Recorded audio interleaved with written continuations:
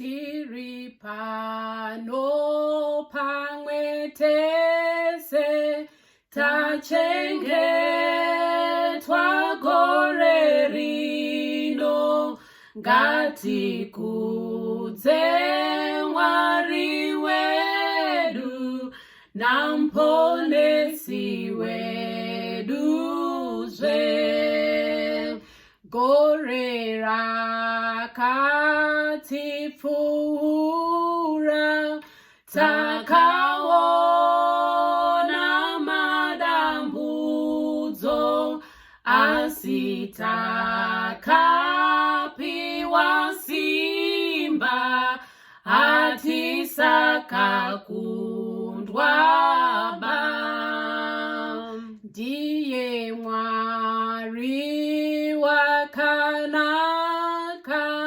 wakatiponesa tese tinondongwarirwa ndiye takasvitswa ndiyeshe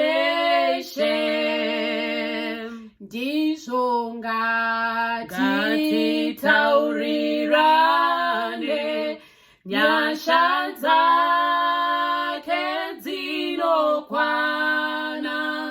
idzo dzinotiponesa kuti tisatadzezve basa rake ngatibate tisanetse kuribata ngatidzidzirane nasi tisasiya Mwariba tese tinofarisana kuonana